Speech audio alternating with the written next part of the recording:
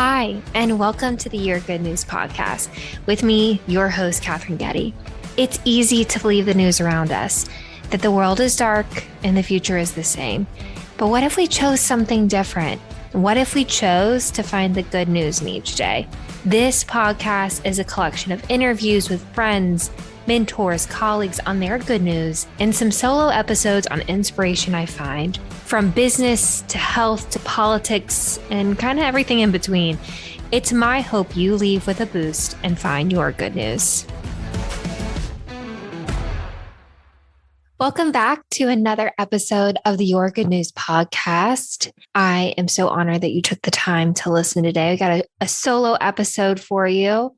So a little short and sweet thoughts on my mind. And as I start every episode, some good news. I am recording this episode on the day I head out for my first half marathon.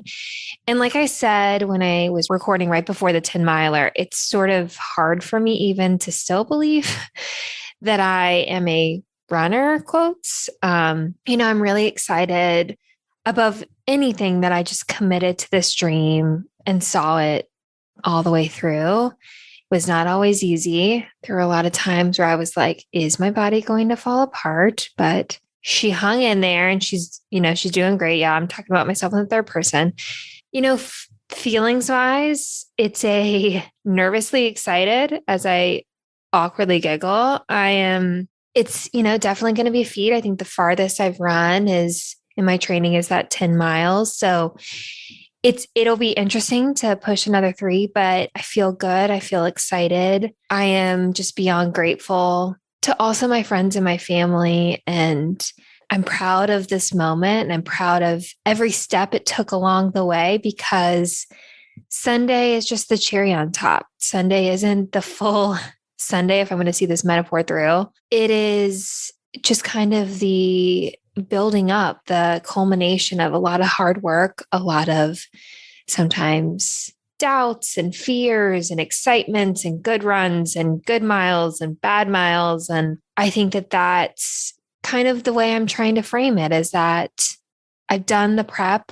I've ran what I'm supposed to run, and looking to Sunday as fun. So I think I'm going to probably do a full episode kind of on from the creation of the dream to seeing it through, because I think I found a lot, and I think reflecting on it could be maybe helpful for you too. And, I pose this to you. What is your good news as you listen to this? What's one good thing in your day or your week or your month to hold on to? Because we got to find those good news moments. So I'm coming to you between episode 45 and episode 47, which will both feature my dear friend Hunter. And last week's episode, if you haven't listened, it's titled Self-Growth. I kind of created the episode talking about like how anxiety and depression and therapy and how they impact self-growth and discovery, and how fitness can aid or hinder self-growth and discovery. But we really wrapped it on the idea of self-growth doesn't have to be this negative lens. It doesn't have to be a chore. It's a choice. And I kind of started thinking about this a lot over the last few days of how do we perceive self-growth in ourselves, and how do we perceive self-growth in others? And so like I do on these solo episodes is breaking down kind of 2 of these points or a few of these points. And when I think about the perception of self-growth for ourselves, I think that, like I said, self-growth can often take a negative point of view because it feels indulgent. I don't know where along the lines it started feeling indulgent, but we're here and let's smash it. It feels like on the list of the things that you need to do, it often doesn't feel like a need. I know that for myself. And what I argue is that we need to bring around some change in how we view self-growth. The perception that taking time to understand ourselves better and that it's wasteful, couldn't be further from the truth. In that time, however exciting, painful, uncomfy, releasing it may feel, it is, and that self-discovery helps you show up better for yourself and then better for others. That's some good. And you can in that self-growth, you can unlock a narrative or you can understand that trigger. Not saying get rid of the trigger, we can understand it. And I say all of this with a keen understanding that self-growth for ourselves isn't quick. It's sometimes we want to stop or not feel uncomfortable, and it isn't easy. I acknowledge that, but it is really worth it. And speaking from my personal experience, when I started working really with my therapist in 2020, I started to peel the onion of who I am. It's my hope and more so my belief that I have been able to turn a corner and start to show up as me. Which saying that feels probably weird, or maybe it sounds weird, but I think we all have those moments where you're like, I feel like I know I was put on this earth to do X. Or when I do this for someone else, or when I do this for myself, I feel good. And that's kind of what therapy has helped me do in that self-discovery. And, as scary as saying it is, I tend to hide from the limelight. And it's funny because I have a podcast, but what I think that's all wrapped up in and what self-growth has kind of taught me is utilizing my strengths when I feel weak. So when I'm not feeling super confident, I just think about the loving heart I try to cultivate, and I give myself a little love, and I go out into that work experience or personal experience, or I'm recording with someone that I'm kind of nervous about. And I just put that little love in my heart, and I use that strength, not to downplay a weakness, not to not acknowledge a weakness, because I think self-growth, what we're talking about, is important in all areas. But I think so often we talk about the negatives of ourselves. We think about self-growth as a negative. We think about ourselves as negative. And it's my hope that we kind of start to flip that script, start to find that good in ourselves.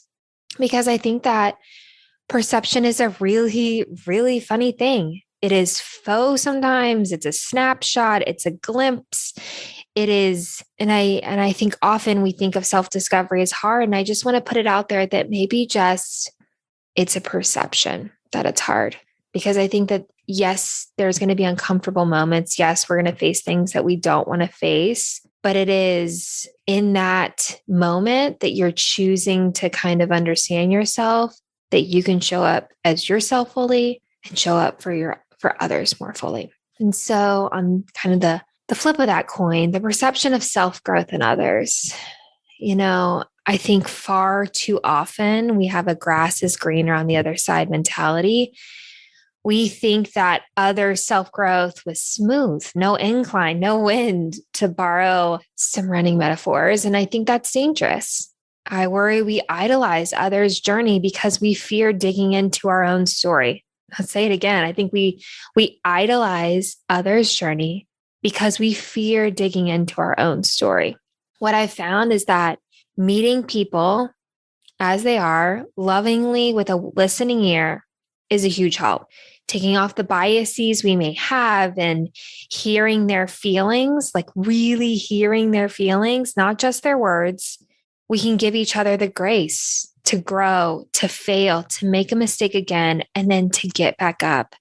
It is the getting back up. It is allowing someone's self-growth not to seem so rosy and diminish our own. But also, if someone's having a good moment, shouldn't we celebrate that? So I think when I think about perception of self-growth for others, it takes on a couple ideas of, let's not think that it's all rosy. And let's also not beat someone down if they make a mistake. Those are the ideas today, is the idea of self-growth for ourselves and what nuggets we can kind of get out of that. And also self-growth for others. And so if you liked this episode, please subscribe, leave a review, share with someone you know.